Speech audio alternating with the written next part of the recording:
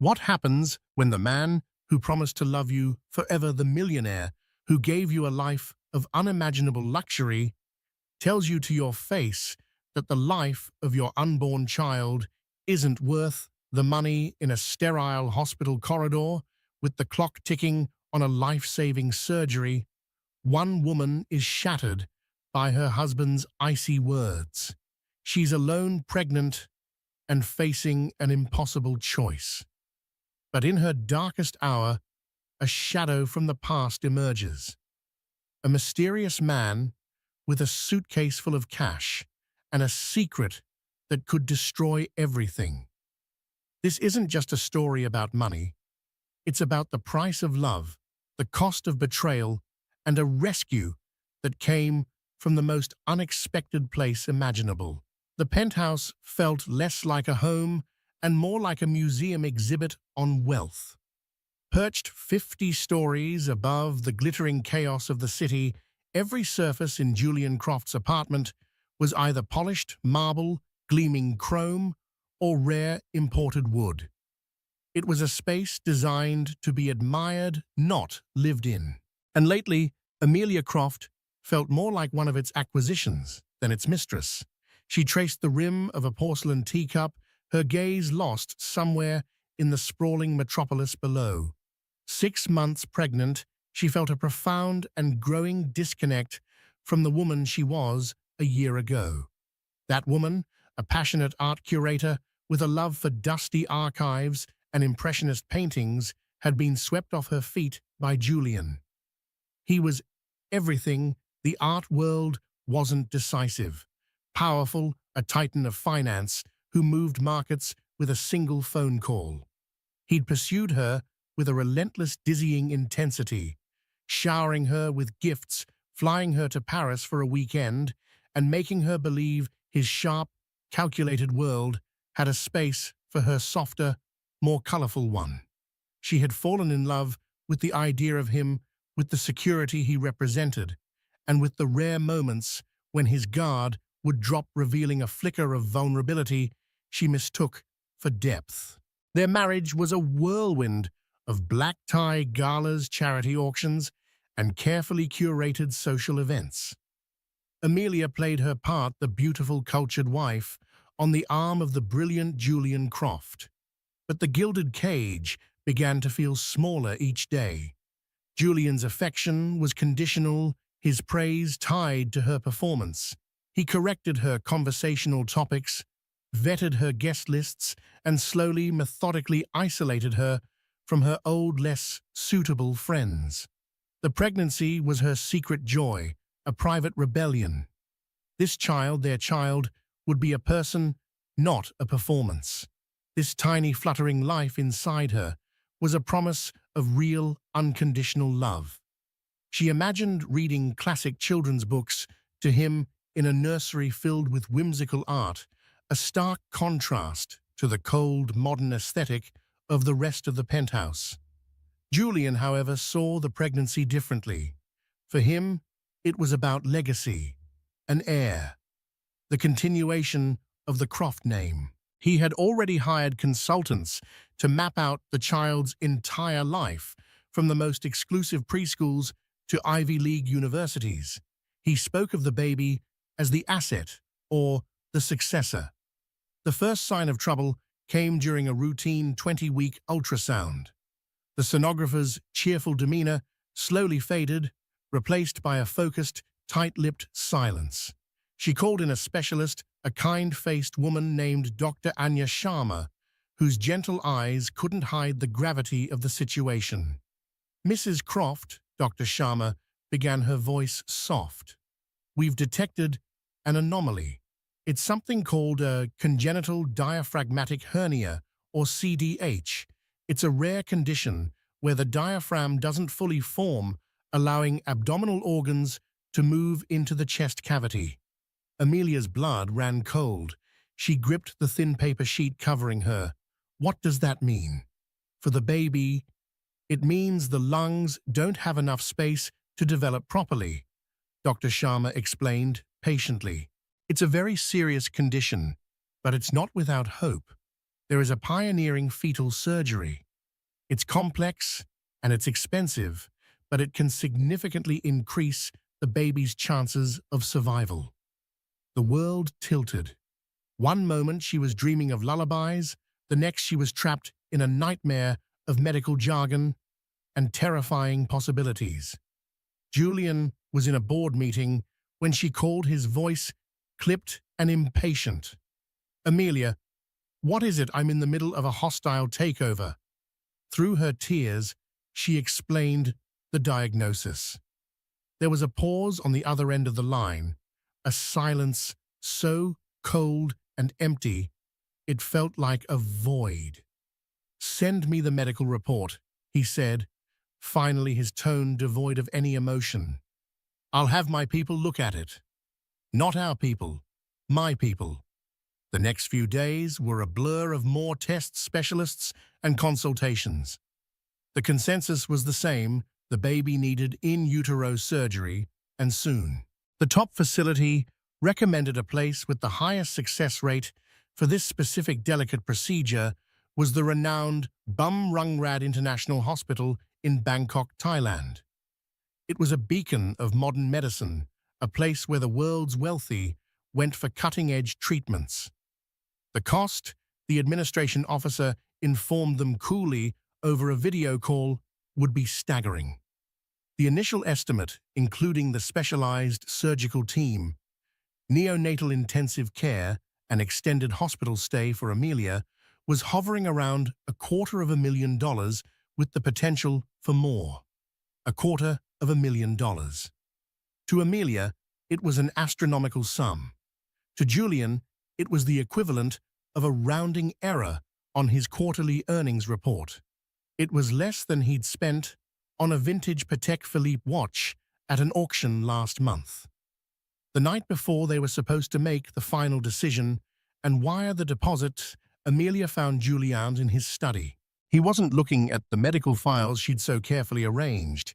He was staring at a stock ticker, his face illuminated by the cold blue light of the screen. "Julian," she whispered, her hand resting protectively on her belly. "We need to approve the transfer. The hospital is waiting." He didn't turn around. "I've reviewed the data." "The data, Julian, this is our baby, not a balance sheet." He finally swiveled in his high-backed leather chair. His face was a mask of detached calculation. "The prognosis, even with the surgery, is not guaranteed. There's a significant risk of long-term complications, respiratory issues, and developmental delays. The projected cost-benefit analysis is unfavorable." Amelia felt the air leave her lungs. Cost-benefit analysis. Are you listening to yourself? This is our child's life. Emotion has no place in a decision of this magnitude, he said, his voice flat. It is an unacceptable risk. We can try again. The genetic lottery will be more favorable next time. The phrase struck her like a physical blow. The genetic lottery, as if their child was a flawed product to be discarded. The love she thought she had for him curdled into something cold and sharp in her chest. The vulnerability she once saw in him was revealed for what it truly was, a hollow space where a heart should have been. "No," she said, her voice shaking but firm. "You can't be serious." "I am perfectly serious," he replied, standing up and adjusting his cufflinks, a gesture of finality. "I will not be funding this procedure. It is a poor investment. We are not doing it." He walked past her, the scent of his expensive cologne filling the air. She could no longer breathe. He didn't look at her, didn't touch her. He just left her standing there, a ghost in her own home, with the death sentence for her unborn child hanging in the air between them. The next morning, Amelia woke up alone. A note was on Julian's pillow, written on his personal stationery. "Amelia, I have flown to Zurich for urgent business. My decision is final. Do not attempt to contact me about this matter. The accounts have been placed on a restricted access protocol. Focus on your own recovery. Julian." her credit cards, the joint accounts. He had cut her off. He hadn't just refused to pay, he had made it impossible for her to pay herself. She collapsed onto the bed, a single guttural sob escaping her lips. It wasn't just about the money anymore, it was about the breathtaking cruelty. He was leaving her and their baby to die. But as the initial shock subsided, something else took its place. A cold, hard fury. He had underestimated her. He saw her as another one of his beautiful, fragile possessions. He was about to learn that she was not. She booked a flight to Bangkok with the last of her personal savings, a small account Julian had never known about. It was barely enough for the ticket and a few nights in a cheap hotel, but it was a start. She was going to that hospital. She was going to stand on their doorstep and beg if she had to. She would not let her child die because of a poor investment. The sterile, air-conditioned chill of Bumrungrad International Hospital was a world away from the humid, chaotic energy of the Bangkok streets. The hospital lobby was more like a five-star hotel with plush seating, a concierge desk, and a quiet hum of hushed, multilingual conversations. Wealthy patrons from the Middle East, Europe, and Asia drifted through the halls, their faces etched with worry, but secure in the knowledge that money could buy the best care on the planet. For Amelia, it was a palace of unattainable hope. She had spent the last 48 hours in a daze of desperation. Her small hotel room felt like a prison cell, the city outside a taunting reminder of her isolation. She had tried calling Julian's private number, but it went straight to a disconnected tone. She called his office, only to be stonewalled by a phalanx of secretaries who had clearly been given their orders. "Mr. Croft is unavailable," they repeated in a monotonous loop. She even called her mother-in-law, Eleanor Croft, a woman as cold and imposing as her son, who had listened silently before, saying, "Julian is a logical man, Amelia. Perhaps you should listen to his judgment," and hanging up. Now, she stood before the International Patient Admissions Desk, her hands trembling as she clutched her medical file. The administrator, a polished woman in a crisp uniform, looked at her with a mixture of pity and professional detachment. "Mrs. Croft," the woman said, her Thai accent soft, but her words firm. "We have your file, and Dr. Somsak, our head of fetal medicine, has reviewed it. He agrees that time is of the essence. However, we cannot proceed with scheduling the surgery without the required deposit." "I know," Amelia said, her voice barely a whisper. I'm trying to arrange it. There's been a problem with the bank transfer." It was a weak lie, and they both knew it. "The deposit is 7,500,000 Thai baht." The administrator stated, the number sounding even more impossible in the local currency. "We require it 24 hours prior to the procedure. Dr. Somsak's schedule is very tight. If we cannot confirm the funds by this afternoon, we will have to give the surgical slot to the next patient on the waiting list." Tears pricked at Amelia's eyes. The next patient. Another family, another life, hanging in the balance. But this was her baby. "Please," she begged, leaning forward, the professional facade of the room, making her desperation feel all the more raw and out of place. "Isn't there anything you can do, a payment plan, anything?" The administrator's expression softened, but her hands were tied. "Ma'am, our policy is absolute. I am very sorry." Defeated Amelia stumbled away from the desk. She found an empty chair in a secluded corner of the sprawling lobby, away from the hopeful families and the confident stride of the doctors. She pulled her knees to her chest, hiding her face as the silent tears began to fall. The weight of it all was crushing her. She had failed. Her baby was going to die because his own father, a man who could buy a hospital wing without noticing the expense, had deemed him worthless. The future she had dreamed of, the nursery, the bedtime stories, the tiny hand in hers, was dissolving into a grey, featureless fog. She sat there for what felt like an eternity, lost in her grief. She didn't notice the man who sat down in the chair opposite her. He didn't speak at first, simply sat there, creating a quiet, unobtrusive presence. After a few minutes, a calm, deep voice broke through her sorrow. "Mrs. Croft." Amelia looked up, startled. Her vision was blurry with tears. She saw a man in his late 30s, dressed not in the flamboyant designer labels Julian favored, but in a simple, well-tailored dark grey suit. He had kind, intelligent eyes that held a hint of a storm deep within them. His face was handsome, but it was a face etched with experience, not privilege.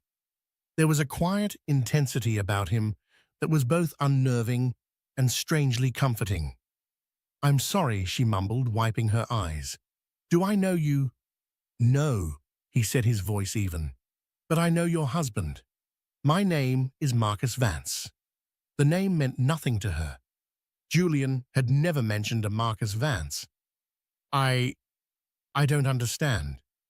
"Julian and I were business partners a long time ago." Marcus said, his gaze unwavering. "He's not a man who likes to be reminded of his past." He gestured towards the admissions desk. "I overheard your conversation. The surgery for your child." Amelia stiffened. She felt a flush of shame, of being exposed in her moment of ultimate vulnerability. "Please, I'd rather not talk about it." "Julian refused to pay, didn't he?" It wasn't a question. It was a statement of fact. Amelia flinched as if he'd struck her. She couldn't form a reply, only nodding mutely, a fresh wave of tears, threatening. Marcus's expression didn't change, but a muscle in his jaw tightened. He seemed to understand Julian in a way that chilled her to the bone. He reached down beside his chair and lifted a heavy-looking, black aluminum briefcase onto his lap, the kind with combination locks. With a few deft clicks, he opened it. He turned the briefcase towards her. Amelia gasped, her hand flying to her mouth. It was filled with cash, neat, tightly packed bahastamax of US dollars. It was an impossible amount of money, more than she had ever seen in one place. It was a ransom, a fortune, a miracle. Who are you?" she stammered, her mind reeling. "I'm a man who believes debts should be paid," Marcus said softly, his eyes locking onto hers. "Julian Croft owes me a great deal, more than this. Consider this a down payment." He closed the briefcase and stood up. "That should be more than enough to cover the deposit and any initial complications. Go back to the desk. Tell them you wish to pay in cash." He held the briefcase out to her. It was heavy, solid, real. This wasn't a dream. "I can't," she whispered, overwhelmed. "Why would you do this?" "Because no child should have to pay for the sins of their father," he said, his voice laced with an old, deep-seated anger that was clearly directed at Julian. "And because I know what it feels like to have everything taken from you by that man. Go. Don't waste any more time." Without another word, he placed the briefcase on the chair beside her, gave a slight formal nod, and walked away. He didn't look back. He just disappeared into the flow of people in the lobby, leaving Amelia sitting there with a fortune at her feet and a whirlwind of questions in her heart.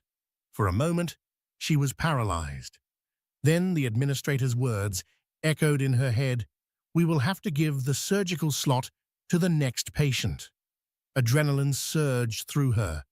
She grabbed the handle of the briefcase, its weight a shocking, grounding reality. She walked back to the admissions desk, her stride no longer defeated, but purposeful.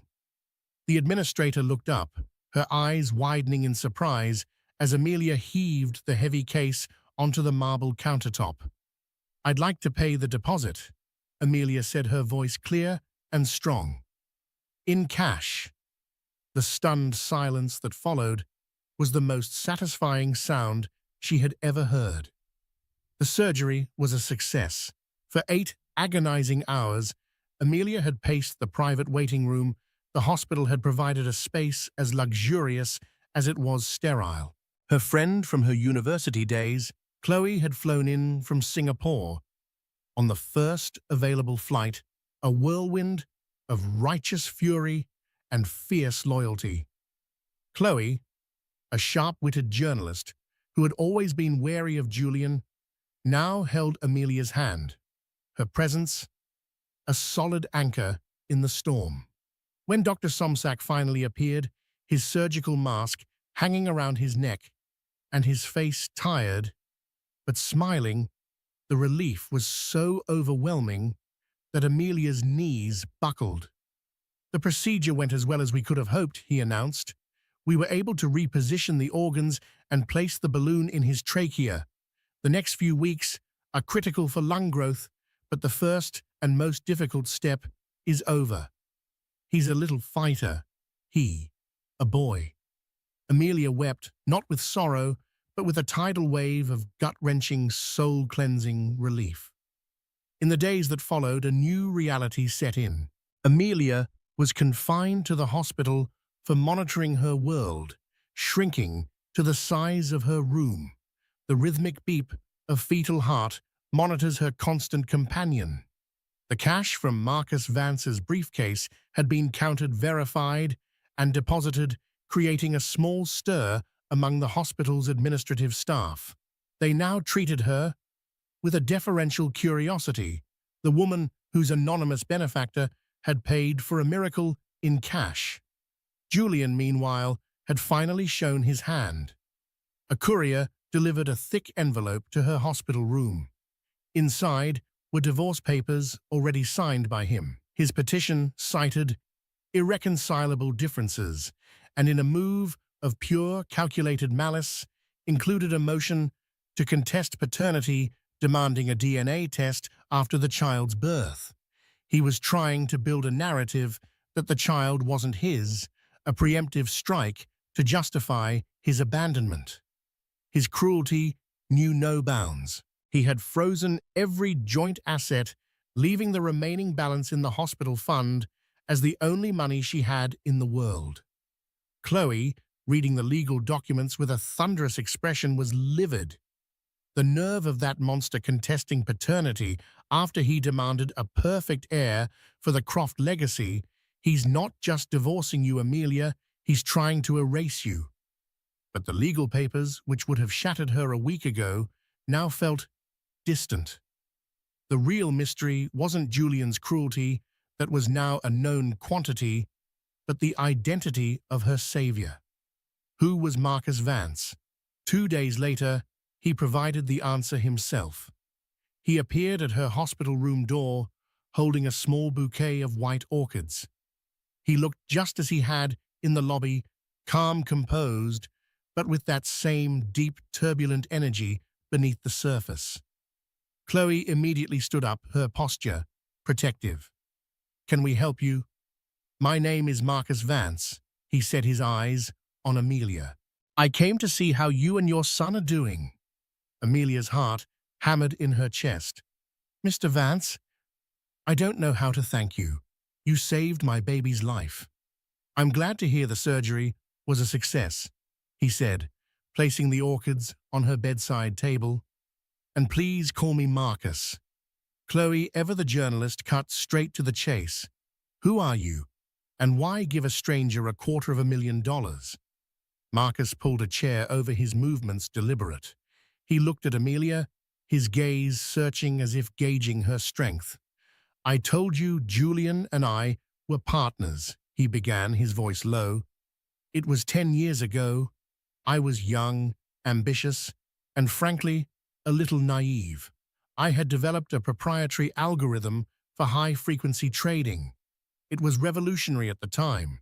I needed capital to launch it, and a mutual acquaintance introduced me to Julian Croft.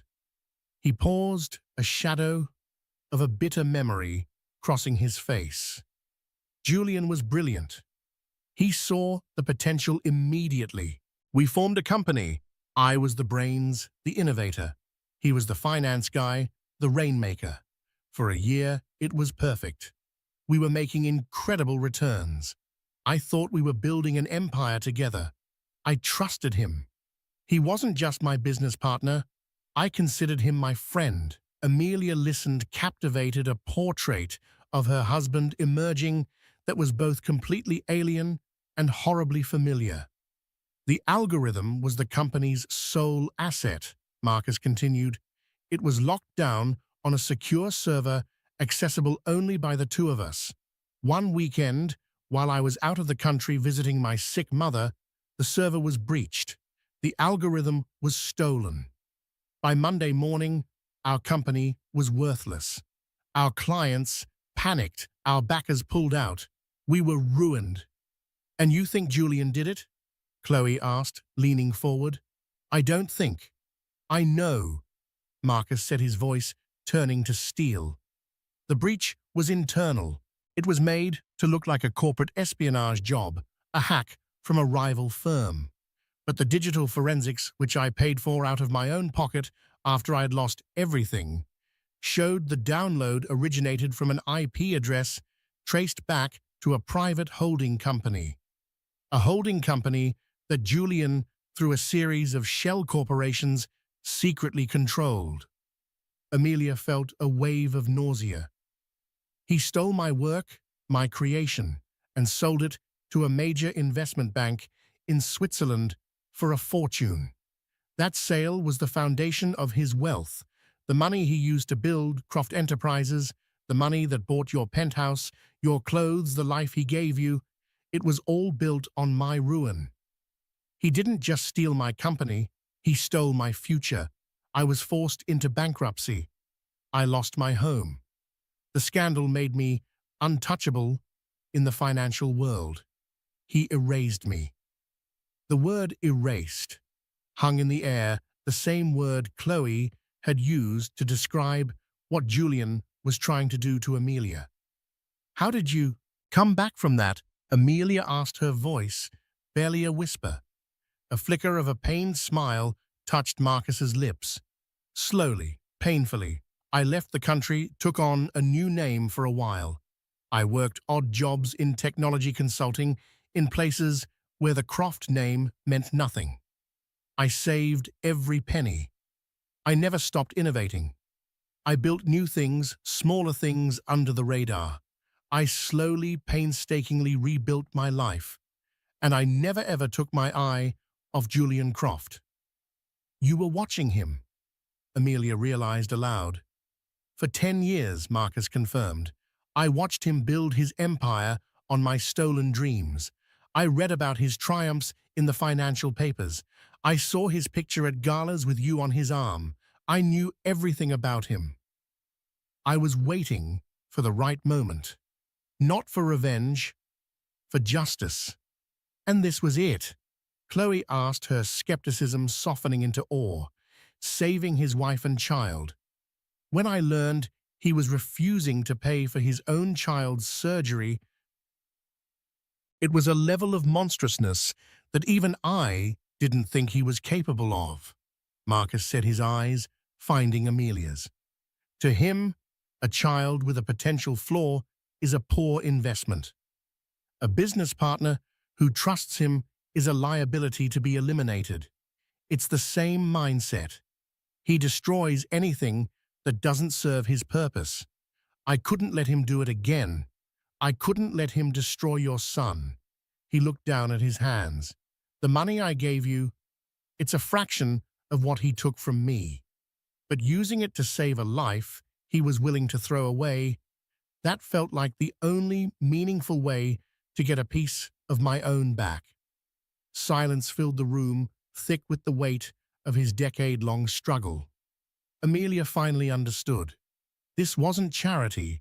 It wasn't random kindness.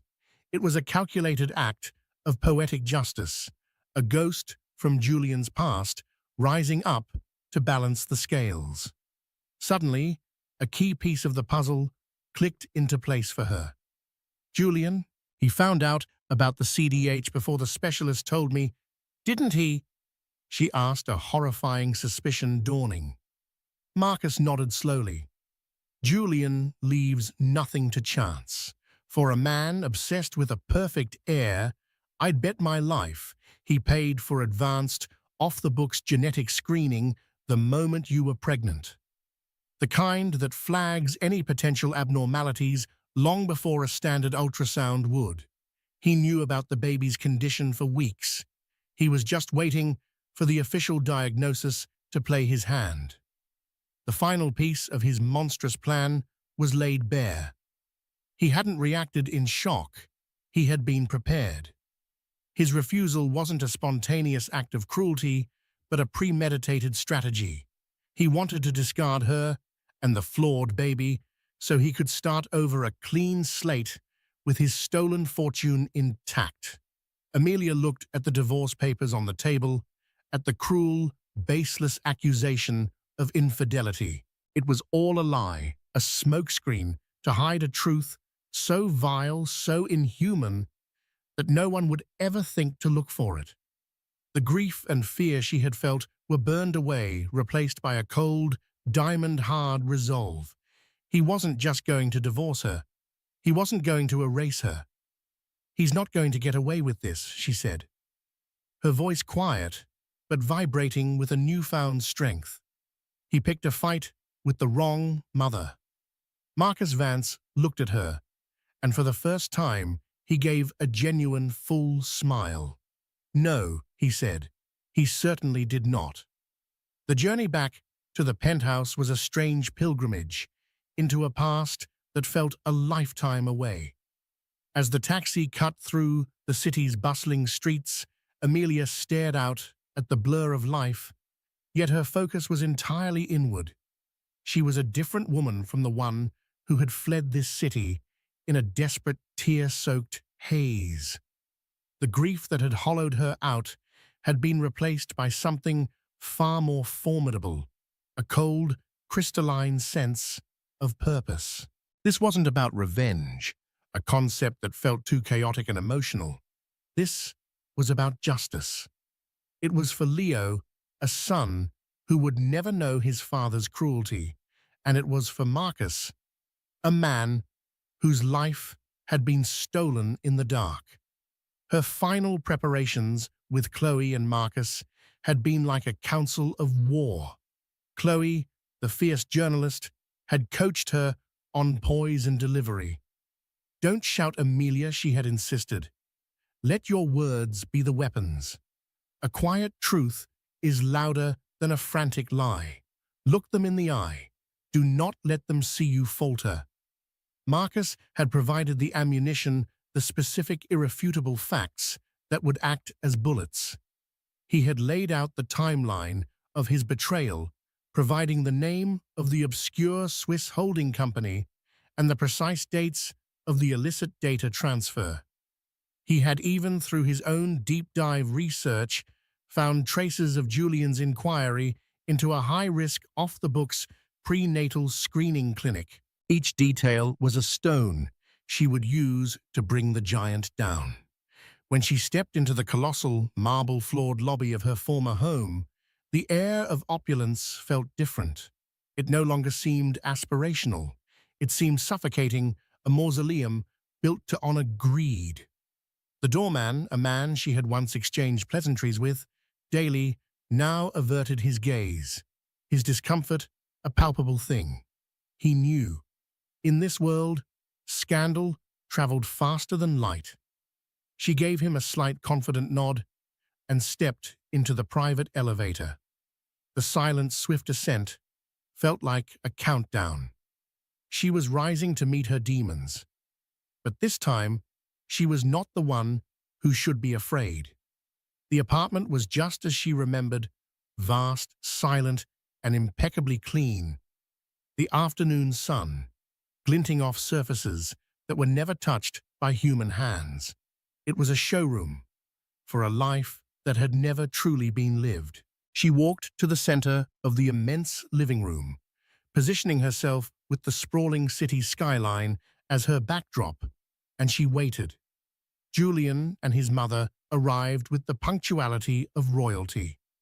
Eleanor Croft was an architectural marvel of a woman dressed in a severe navy Chanel suit that seemed woven from disapproval. Her silver hair was coiled into a perfect chignon, and her gaze was as sharp and cold as the diamonds on her fingers. Julian walked beside her, radiating a smug, predatory confidence. He had won. He had excised the flawed elements from his life and was now here with his matriarchal seal of approval to sweep up the final remains. He saw Amelia standing there, her posture straight, her expression unreadable, and he mistook her composure for resignation. "Amelia," he began, his voice a silken sheath over a steel blade of condescension. "I'm relieved to see you've decided to be reasonable. Mother and I were just discussing the most dignified way to conclude this unfortunate chapter. A clean break is best for everyone."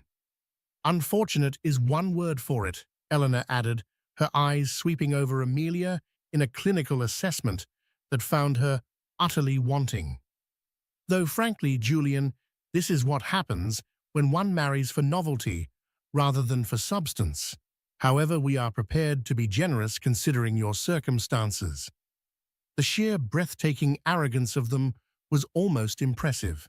They saw her as a problem to be managed, a line item to be closed. "Save it, Julian," Amelia said. Her voice wasn't loud, but it cut through their self-congratulatory monologue with the clean, sharp sound of shattering glass. The sudden shift in power was immediate and visceral. Both Julian and Eleanor stopped, their condescending smiles freezing on their faces. "I will not have you take that tone," Eleanor snapped, recovering first. "You are in no position to be making demands, young lady. You are a guest in this house." "On the contrary, Eleanor," Amelia replied, her gaze unwavering, as she used the older woman's first name, a calculated breach of protocol. "This house was built on lies, which makes me feel perfectly at home today. And I am in the only position that matters, the position of truth." Julian let out a short, ugly laugh, though it didn't quite reach his eyes. The truth is that you're trying to leverage a child of questionable parentage into a lifelong payday. It's a pathetic and transparent ploy, and frankly, it's beneath even you." This was the opening she had waited for. The accusation that had been designed to silence and shame her would now be his undoing. "My son is fine," she said, her voice dropping slightly, drawing them in. "He's a beautiful, healthy boy. His surgery at Bumrungrad was a complete success." Julian's confident smirk faltered. A flicker of genuine shock of thwarted design crossed his face before he could mask it. "What? How is that possible? I made it clear." "You made your cruelty clear?" "Yes," Amelia interrupted. "But a good Samaritan stepped in where a father failed. But he isn't who we're here to talk about. We're here to talk about a man named Marcus Vance." The name landed in the silent room with the force of a physical blow. The change in Julian was instantaneous and total. The blood drained from his face, leaving behind a sickly, pallid sheen. The hand that was adjusting his tie began to tremble, and his eyes darted around the room, as if searching for an escape route. He looked at that moment like what he was, a common thief, dressed in a $1,000 suit. I don't know any Marcus Vance," he stammered the lie, thin and brittle. Eleanor looked from Amelia's stony face to her son's sudden panic, a frown of confusion creasing her brow. "Don't you?" Amelia took a deliberate step forward, pressing her advantage. "He was your business partner, Julian, your friend. the brilliant mind behind the trading algorithm you built your entire empire on. Or should I say the algorithm you stole? This is insane, Julian blustered, finding a sliver of his bravado. He turned to his mother, his voice rising in pitch. She's unstable, mother grieving and desperate. She's concocting fantasies, hiring con artists to extort us. It's a shakedown. Is it? Amelia's voice remained icily calm. Then perhaps you can explain Ethelred Holdings AG. It's a shell corporation registered in Zug, Switzerland. Does that name ring a bell? It was incorporated on October 14th, 10 years ago. What a remarkable coincidence, given that Marcus Vance's secure servers were wiped clean 2 days prior on the 12th. He has the digital forensic reports, Julian. The ones showing the data transfer wasn't an external hack, but an internal download routed through a proxy chain that leads directly to you. She recited the facts with cold precision, each detail another nail in his coffin. Julian stood frozen, his mouth opening and closing silently, no lies left to tell. He was exposed, and the mask of the financial titan had fallen away to reveal the frightened charlatan beneath. Julian, Eleanor, demanded, her voice sharp as flint, her patrician confidence beginning to crack. What is this woman talking about? She's lying. The documents are fake. He yelled, his desperation making him sloppy. Amelia never took her eyes off him. Then let's test that theory. I'm sure the SEC and the Swiss Financial Market Supervisory Authority would be very interested in examining Marcus's evidence. Shall we make the call? The threat hung in the air, heavy and absolute. The name of those regulatory bodies was enough to make Julian flinch, as if he'd been struck. Eleanor watched her son, her intelligent eyes missing nothing, the sweat on his temple, the tremor in his hands, the utter absence of righteous indignation. She was a woman who valued strength and control above all else, and in that moment her son displayed neither. She was seeing the truth, and it was beginning to horrify her. Amelia let the silence stretch, allowing the poison of the first revelation to do its work before she administered the second, far more lethal dose. But you know, she said, her voice softening into something more dangerous, more personal, stealing a man's future, a man's company, that's just business to you, isn't it? An acceptable loss for an acceptable gain. Let's talk about something else you tried to steal. Let's talk about our son. She paused, ensuring she had both of their complete horrified attention. You didn't just refuse the surgery after the doctors told me the diagnosis, did you, Julian? You knew for weeks. You knew almost from the beginning. She saw the final flicker of defiance die in his eyes, replaced by pure animal terror. You paid for a private screening at the Genesis Clinic in New York. She continued, her voice a low, damning indictment. A high-risk, off-the-books genetic sequencing test. You got the report in your encrypted personal email on a Tuesday, 3 full weeks before that 20-week ultrasound. You read it, you saw the word hernia, and you deleted it thinking it was buried forever. But digital ghosts are hard to exorcise, aren't they? Eleanor Croft made a small, strangled sound, her manicured hand flying to her pearls. He knew, Amelia said, turning her gaze to the older woman, making her a party to the verdict. He knew our baby had a serious but treatable condition, and he said nothing. He watched me plan a nursery. He listened to me talk about our future. All the while, he was formulating an exit strategy. He was preparing to discard us. He called our baby, his own flesh and blood, a poor investment. He said the genetic lottery would be more favorable next time. She spat his own monstrous words back at him.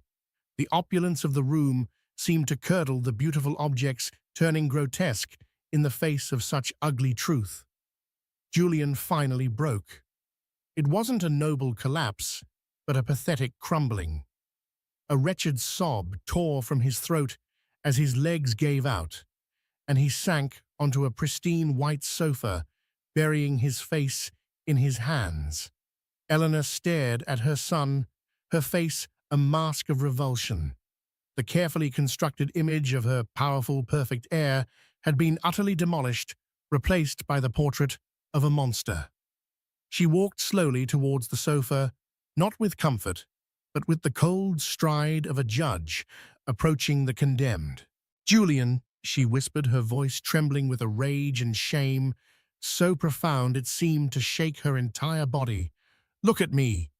He wouldn't. He couldn't. "You have poisoned our name," she seethed, her voice low and venomous. "The Croft legacy, a thing I have dedicated my life to upholding. You have dragged it through the filth of your own cowardice. You are not my son. The creature I see before me, I do not know." That was the final fatal blow. It wasn't the law, or Amelia, or Marcus that defeated him. It was the judgment in his mother's eyes. Amelia watched the scene for a moment longer, a grim sense of closure washing over her. She had come for the truth, and the truth had proven to be a devastating weapon. She turned to walk away, her purpose here fulfilled. At the edge of the room, she paused and looked back, not at the sobbing wreck on the sofa, but at the rigid, heartbroken woman standing over him.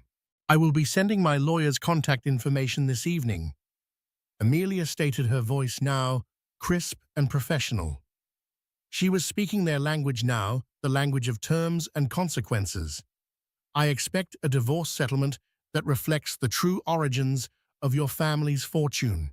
I will have sole, uncontested custody of my son Leo.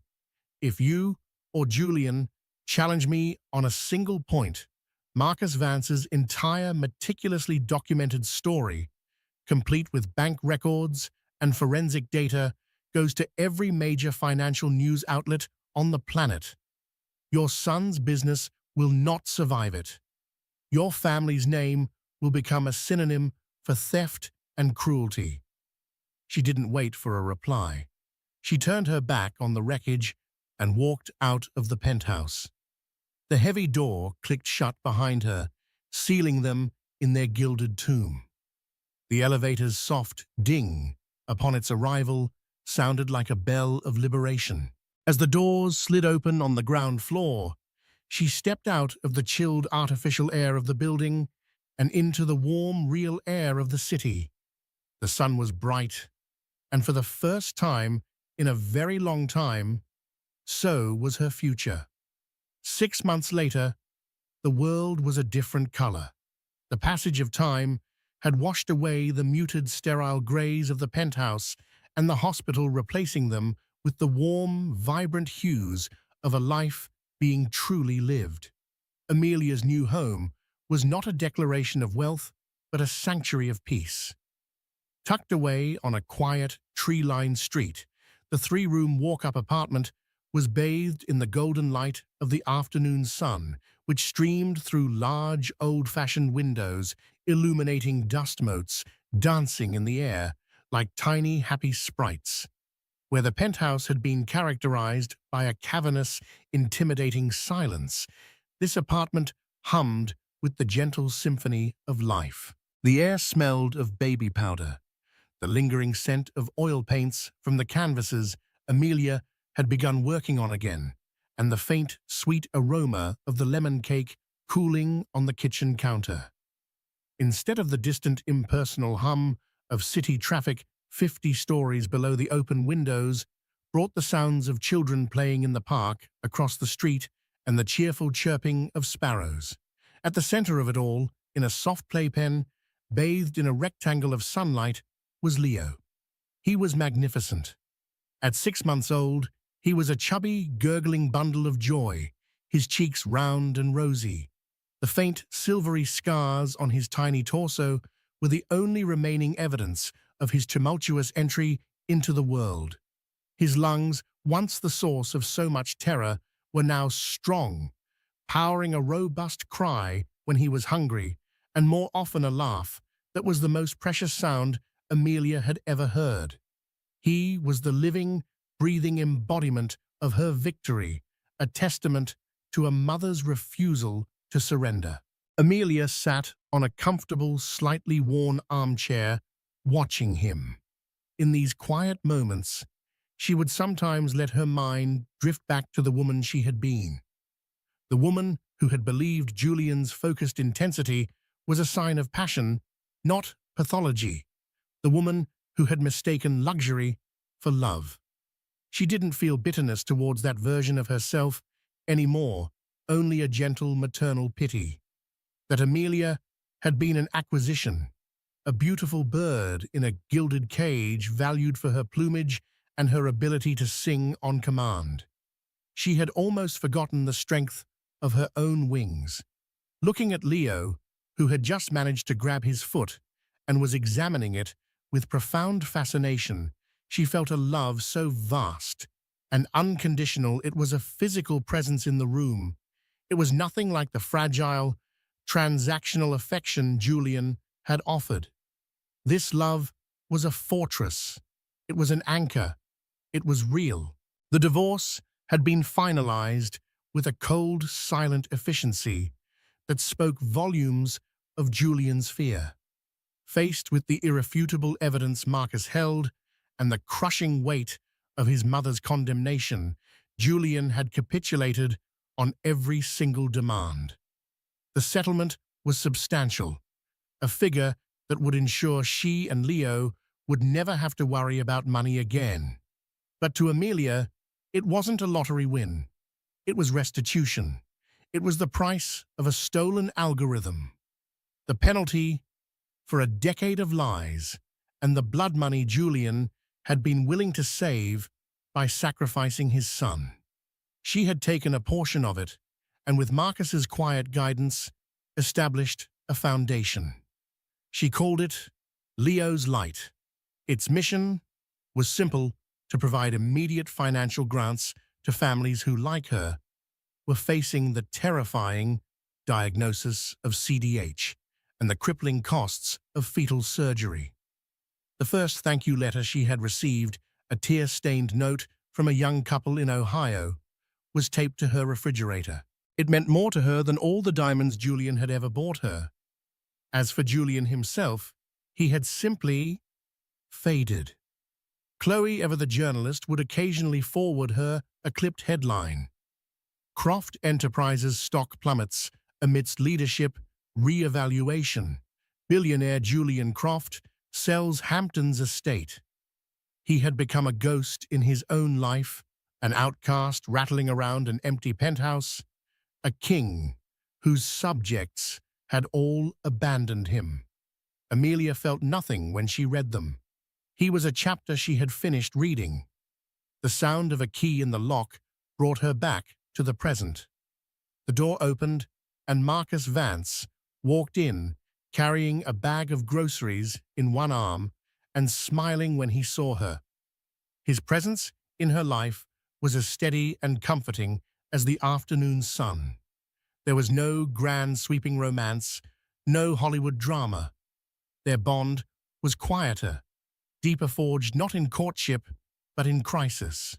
It was a friendship built on a foundation of mutual respect and a shared understanding of what it meant to be wronged by the same man. "I brought the good coffee," he announced, placing the bag on the counter, "and I think Leo has officially grown another chin since Tuesday." Leo, hearing Marcus's voice, let out an excited squeal and flapped his arms. Marcus's face softened as he walked over to the playpen and crouched down, offering his finger for Leo to grip with surprising strength. "Hey there, little fighter," Marcus murmured, "giving your mum a run for her money." Watching them, Amelia felt a profound sense of rightness. This was what family looked like. Not the performative perfection of the Crofts, but this easy, authentic warmth. This was a man who had faced his own destruction and chosen to rebuild himself not with bitterness, but with a steely sense of justice that had in turn saved her. Later, after Leo was asleep in his crib, his soft breaths filling the quiet apartment, Amelia and Marcus took 2 mugs of tea out onto the small balcony. It overlooked the park, and the setting sun was streaking the sky with brilliant strokes of orange, pink, and purple. They sat in a comfortable silence for a long time, watching the day end. "You know," Amelia said, finally, her voice soft, contemplative. "For the longest time, I thought wealth was about having everything. The cars, the clothes, the penthouse. I was so wrong." She turned to look at him, her eyes clear and full of a wisdom she had earned in the fire. "Wealth isn't about what you can buy. It's about what you would refuse to sell." Marcus held her gaze, and a genuine warm smile reached his eyes. He had heard her say it before, but the truth of it seemed to deepen with each repetition. It was the core lesson of their shared history. "And what you would fight to save," he added, his voice quiet but firm. A gentle breeze rustled the leaves of the trees below. The last sliver of the sun dipped below the horizon, but it left behind a sky glowing with beautiful lingering light. In that peaceful twilight, 2 survivors sat together, not in the ruins of their pasts, but in the quiet, hopeful dawn of a future they were building together, one built on a wealth that could never be counted, only felt. Amelia's incredible journey shows us that true strength isn't found in a bank account, but in the heart's refusal to give up. Her story is a powerful reminder that our real wealth lies in our integrity, our courage, and the love we fight to protect.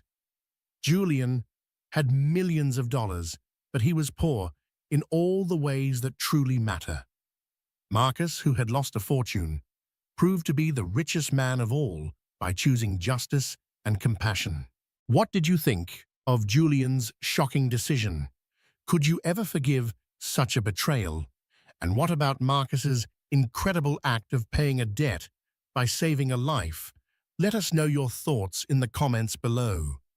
We read every single one. If this story of resilience, justice, and a mother's unwavering love moved you, please give this video a like, share it with someone who needs to hear a story of hope, and be sure to subscribe to our channel for more unforgettable stories that will stay with you long after the screen goes dark. Thank you for watching.